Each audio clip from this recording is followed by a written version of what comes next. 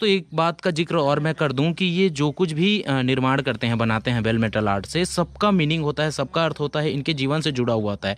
जैसे कि देख सकते हैं यहाँ इस आदमी को मड़िया बोला जा रहा है, जो कि पुरुष आदिवासी को बोला जाता है, और इसको मड़िन ऐसा कुछ से संबोधन किया जा रहा है। मतलब इसका अर्थ है इनके जीवन से, ये खुद को यहाँ पे प्रदर्शित कर रहे हैं। चित्रकूट या फिर Tirathgarh, Kutumsar, Kanger valley national park ही बस्तर नहीं है, हकीकत का बस्तर ये है। आप इनसे आकर के मिलिए। तो दोस्तों आज का सफ़र का शुरुआत हमने जगदलपुर से किया था, और जगदलपुर से नानगुर गए थे। फिर से हम शकील रिजवी सर के पास मिले, और वो फिर से हमेशा की तरह बहुत ही सपोर्टिव नेचर के हैं। तो हमको आज स्पेशली लेकर आए हैं बेल मेटल आर्ट दिखाने के लिए, और हम पहुंच चुके हैं चिरकुटी। और चिरकुटी में यहाँ पे हम आपको एक फैमिली से मुलाकात करवाएंगे जो स्पेशली इसी वर्क को करती है। असल एक जनजाति है, घड़वा जनजाति, जो बेल मेटल पर वर्क करते हैं, उनको मुलाकात करवाऊंगा। और ये तकरीबन जगदलपुर से 17 किलोमीटर के दूरी में है। तो चलिए शुरू करते हैं आज के हमारे इस एपिसोड।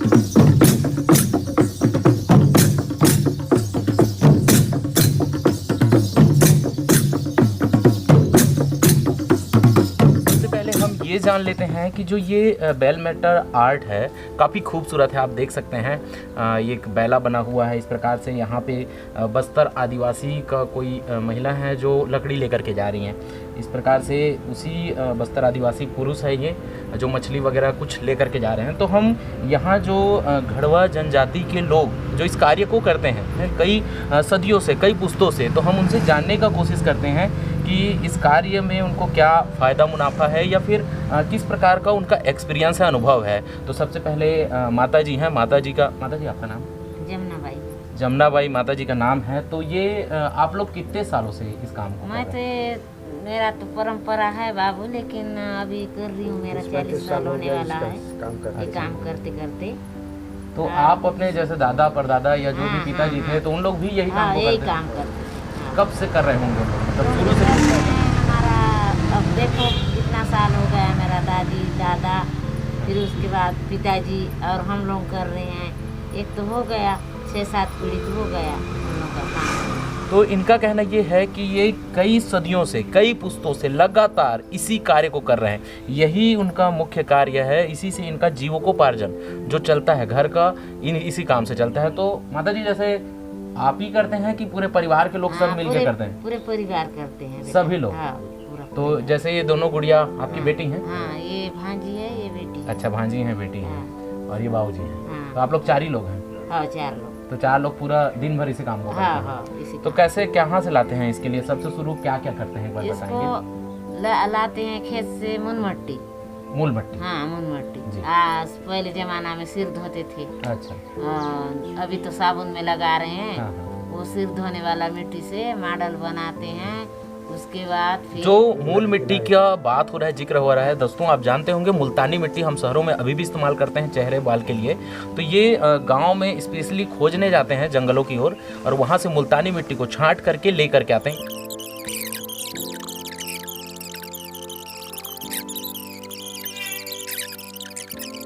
मशीन में साबुन के कपड़ा बरस से सफाई करके उसको चमकाते हैं, जो जहाँ गड़बड़ रहा हो उसको थोड़ा घिस देते हैं। तो दोस्तों ये जो प्रक्रिया है, ये प्रक्रिया तो मैं आपको बताने ही वाला हूँ कि ये कैसे बनाते हैं, और पूरा उसे मैं करके दिखाने वाला हूँ इनके साथ आज। परंतु मैं ये इनसे जानना चाहता हूँ, इनके वास्तविकता को समझना चाहता हूँ। कितना दिन लग जाता है आपको, और एक बार में कितना बनाते हो, कितना समय? ये 3-4 दिन हो गया बेटा, मुँह लगा 4 दिन हो गए आप ये काम को कर रहे हैं? हाँ, कर रहे हैं। कितना ये वजन का काम होगा? 1 किलो, आधा किलो? हाँ, आधा किलो होगा। आधा किलो के वजन का काम को आप 4 दिन से पिछले 4 लोग कर रहे हैं लगातार? तो जैसे माता जी बता रही हैं कि पिछले 4 दिनों से लगातार ये काम कर रहे हैं, परिवार के सभी सदस्य मिलकर 4 लोग हैं यहाँ पे। और इन 4 दिनों में ये ऐसा नहीं है कि आराम का काम है। जंगल जाना, जंगल से मिट्टी मुल्तानी लाना, फिर नदी के पास जाना, बलुआ मिट्टी लेके आना, फिर यहाँ पे आर्ट वर्क करना, मोम पर काम करना। मोम के बारे में भी आपको बता दूं कि ये जो मोम है ये मधुमक्खी के छत्ते से इन लोग बनाते हैं, और ये बहुत ही शुद्ध प्रकार का मोम है जो बहुत अच्छा वर्क करके देता है। ये आर्टिफिशियल मोम जो हम शहरों में इस्तेमाल करते हैं ऐसा नहीं है। तो इन तमाम प्रकार के चीज़ों को करने के बाद ये धातु कहाँ से लाते हो आप लोग? बर्तन दुकान से लाते हैं। क्या किलो? 350 रुपया किलो हुआ। 350 रुपये किलो के हिसाब से धातु लाते हैं और अन्य धातुओं का प्राइस जो है वो अलग अलग रहता है। और अगर आप यहाँ पे स्पेशली किसी एक धातु का बनवाना चाहते हैं जैसे कि चांदी का या तांबे का या कांसे का या फिर और कोई भी प्रकार के धातु का, तो उसका अलग से जो भी धातु का वजन के हिसाब से प्राइस होगा वो प्राइस वो वहाँ दे करके यहाँ आते हैं।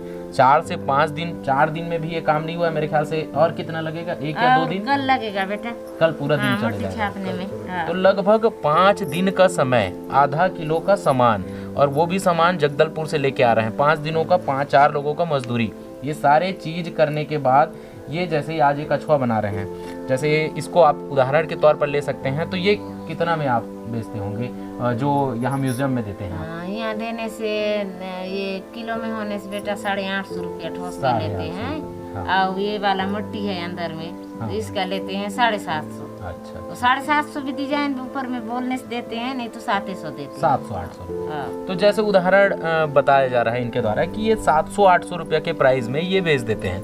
और मैं 100% श्योर हूँ, जानता हूँ कि आप अगर उसी म्यूजियम से इसी सामान को लेते हैं और वो ये बता करके बेच रहे हैं या ये बचा करके इसका मार्केटिंग कर रहे हैं कि ये सारा जो पैसा है ये ट्राइब्स के पास आ रहा है, ये यहाँ का डेवलपमेंट पर जा रहा है, बट ऐसा कुछ नहीं है।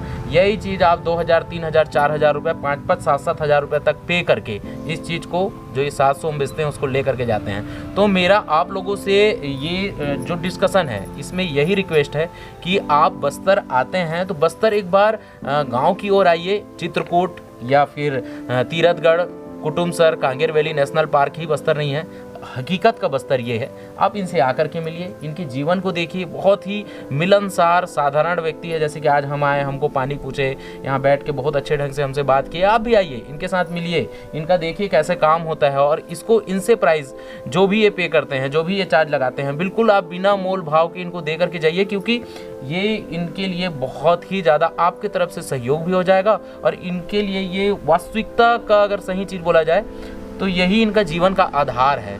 तो आप इनका आधार बनिए, इनसे आकर के मिलिए। और चलिए देखते हैं बाकी का आर्ट ये काम कैसे करते हैं, उसको भी हम आपको दिखाते हैं। बात का जिक्र और मैं कर दूं कि ये जो कुछ भी निर्माण करते हैं, बनाते हैं बेल मेटल आर्ट से, सबका मीनिंग होता है, सबका अर्थ होता है, इनके जीवन से जुड़ा हुआ होता है।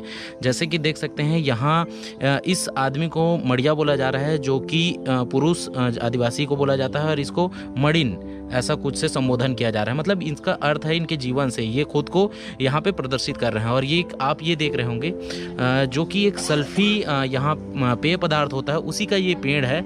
और इसमें एक आदमी सल्फी पेय को लेने के लिए इस ओर जा रहा है और यहाँ पे उसका लगा हुआ है पात्र, और नीचे से एक आदमी उसका 2 आदमी सपोर्टिंग हेल्प कर रहे हैं। ये गाय जो है वो तो सबके जीवन से जुड़ा हुआ चीज़ है। बाकी थोड़ा मॉडर्न आर्ट करना भी सीख चुके हैं अभी, परंतु इनका पुराना जो काम था वो आभूषणों को लेकर के था और बर्तन बनाने को लेकर के था। तो दोस्तों आई होप आपको आज का एपिसोड पसंद आया होगा। ये जो जनजाति के लोग हैं वो कैसे जीवन को जी रहे हैं, क्या क्या सर्वाइव कर रहे हैं, तमाम चीज़ों को बताया आज के इस एपिसोड में। और अगर आपको आज के एपिसोड पसंद आया है, आप आना चाहते हैं, बस्तर को नज़दीक से देखना चाहते हैं, इन चीज़ों को परचेस करना चाहते हैं, तो नीचे टोटल डिटेल दिया गया है बस्तर ट्रैवल होम स्टे का। आप वहाँ जा करके कॉन्टैक्ट कर सकते हैं।